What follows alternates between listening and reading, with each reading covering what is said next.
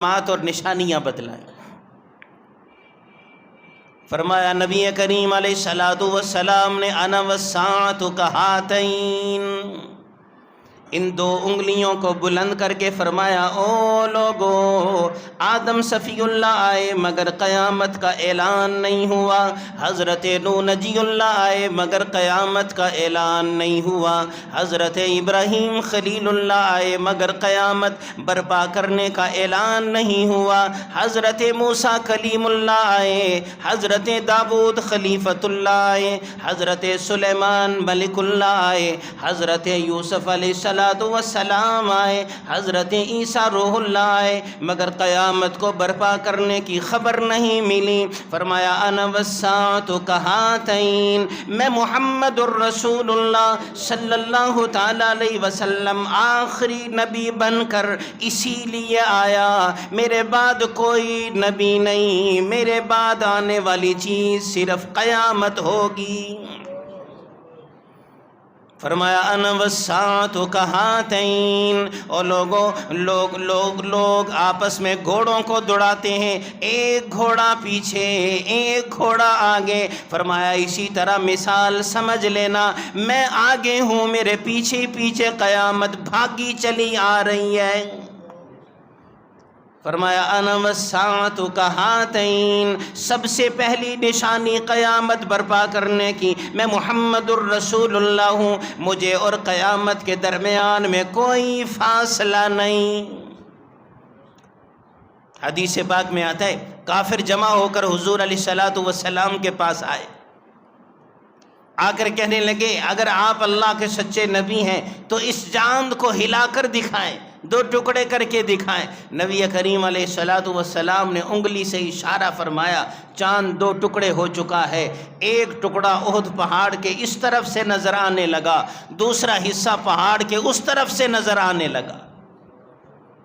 بجائے اسلام قبول کرنے کے ان کافروں نے شور مچا دیا کہ محمد الرسول اللہ صلی اللہ تعالی علیہ وسلم کا جادو صرف دنیا پر نہیں آسمان پر بھی چل گیا، اس معجزے کو جادو کہہ کر ٹال دیا۔ پروردگار عالم نے اعلان فرما دیا اقتربت الساعہ وانشق القمر، او دنیا والو، او دنیا کے رہنے والو، چاند دو ٹکڑے ہو چکا ہے، سمجھ لینا یہ قیامت کے آنے کی نشانی ہے۔ پروردگار عالم نے سورہ قمر نازل فرما دی، اقتربت الساعہ، قیامت قریب آ چکی ہے، وانشق القمر، یہ دیکھو چاند دو ٹکڑے ہو چکا ہے۔ یہ بھی علامات قیامت میں بہت بڑی علامت اور نشانی۔ فرمایا مدنی کریم صلی اللہ تعالی علیہ وسلم نے اے سائل، سوال کرنے والے، تو نے علامات قیامت کے بارے میں پوچھا، میں علامات قیامت انفرادی بھی بتلاؤں گا، اجتماعی بھی بتلاؤں گا۔ حضور علیہ الصلوۃ والسلام نے اپنی زندگی میں کئی علامات ایسی بتلائیں جو دنیا میں اجتماعی طور پر رونما ہوں گی۔ آپ علیہ الصلوۃ والسلام نے کئی علامات ایسی بتلائیں جو دنیا میں انفرادی طور پر رونما ہوں گی۔ حضرت حذیفہ بن یمان رضی اللہ تعالیٰ عنہ فرماتے ہیں ہمیں ہمارے آقا اور مولا جناب نبی کریم علیہ الصلوۃ والسلام نے فرمایا یہ دیکھو میرا عمر ہے، خطاب کا بیٹا عمر ہے، جب تک یہ دنیا میں زندہ رہے گا علامات قیامت اور فتنوں کا ظہور نہیں ہوگا۔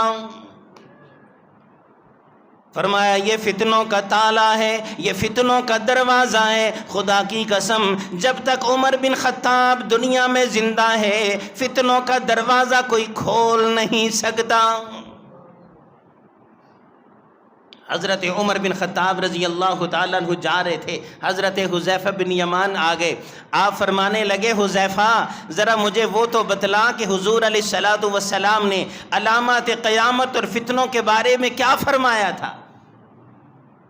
حضرت حذیفہ بن یمان رضی اللہ تعالیٰ عنہ فرماتے ہیں امیر المومنین آپ علیہ الصلوۃ والسلام نے ارشاد فرمایا تھا کہ ایک دروازہ جب تک نہیں کھولا جائے گا اس وقت تک دنیا میں کوئی فتنہ رونما نہیں ہوگا۔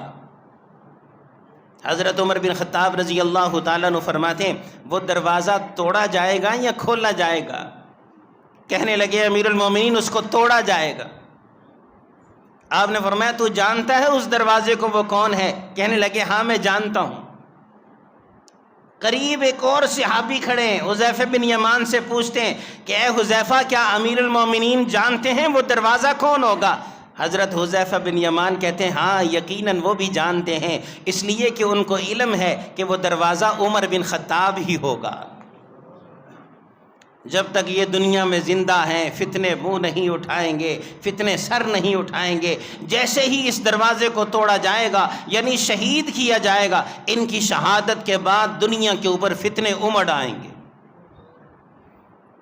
فرمایا مدنی کریم صلی اللہ تعالیٰ علیہ وسلم نے اے لوگوں، پروردگار عالم کی مکہ کے اوپر بھی رحمت اور برکت ہے، مدینہ کے اوپر بھی رحمت اور برکت ہے۔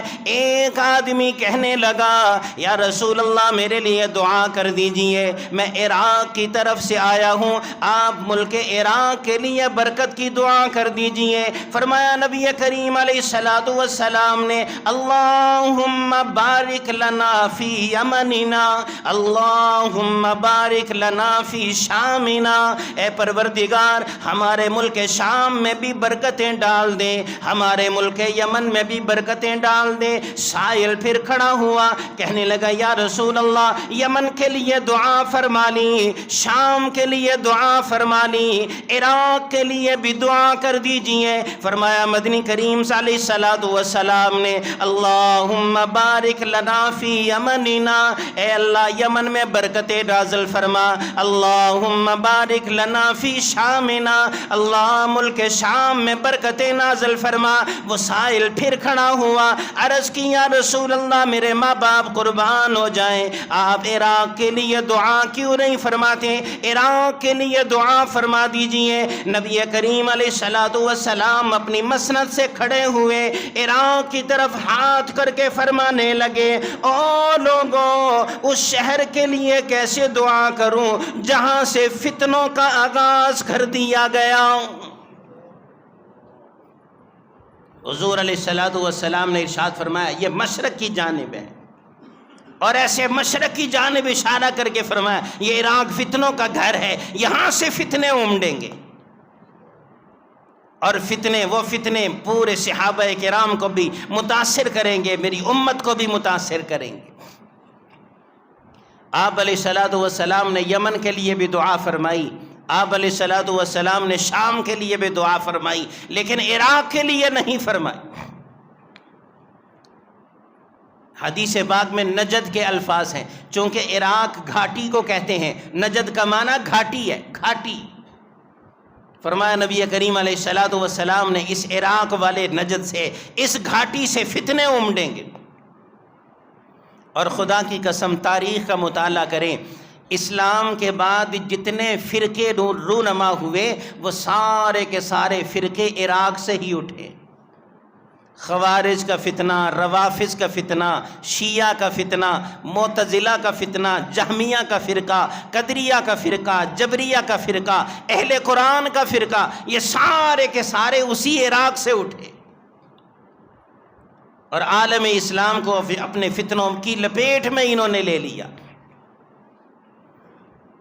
فرمایا مدنی کریم علیہ السلام نے وہ فتنے ابو بکر صدیق، عمر بن خطاب، حضرت عثمان بن عفان رضی اللہ تعالیٰ عنہ کے زمانے کے بعد رونما ہونے والے، حضرت ابو موسیٰ اشعری رضی اللہ تعالیٰ عنہ فرماتے ہیں جناب نبی کریم علیہ السلام ایک باغ میں آرام فرمانے لگے، اس باغ میں ایک کنویں میں اپنے پاؤں لٹکا کر استراحت کرنے لگے۔ میں آپ علیہ السلام کا پہرے دار بن گیا، اچانک باغ کا دروازہ کھٹکھٹایا گیا، میں نے جا کر دیکھا تو جناب سیدنا صدیق اکبر رضی اللہ تعالیٰ عنہ تشریف لائے۔ میں نے عرض کی یا رسول اللہ ابو بکر آئے۔ فرمایا ابو بکر کو آنے کی اجازت دو اور خوشخبری سنا دو، ابو بکر تو جنت میں جائے گا۔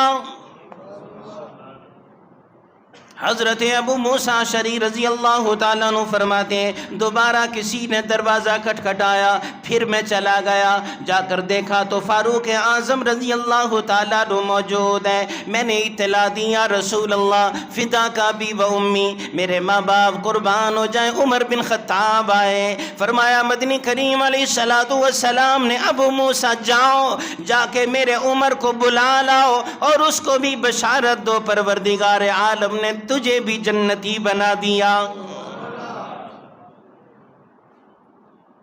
حضرت ابو موسیٰ اشعری رضی اللہ تعالیٰ عنہ فرماتے ہیں پھر میں پہرے دار بن کے بیٹھ گیا، تیسری مرتبہ کسی نے دروازہ کھٹکھٹایا، میں بھاگ کر گیا کھولنے کے لیے، عثمان بن عفان کھڑے ہیں۔ فرمایا نبی کریم علیہ السلام کی خدمت میں پہنچا، یا رسول اللہ آپ کا داماد عثمان بن عفان آیا ہے۔ فرمایا نبی کریم علیہ السلام نے اے ابو موسیٰ جاؤ میرے عثمان کو اس بات کی خوشخبری بھی سنا دو، ایک اچھی خبر سنا دو، ایک بری خبر سنا دو۔ خوشخبری یہ سنا دو عثمان جنتی ہے، اندر آ جاؤ، اور بری خبر یہ سنا دو اے عثمان تجھے فتنوں کی لپیٹ میں شہادت کا موقع نصیب ہوگا۔ وہی فتنے جو عراق کی جانب سے اٹھیں گے اے عثمان وہ تجھے اپنی لپیٹ میں لے لیں گے۔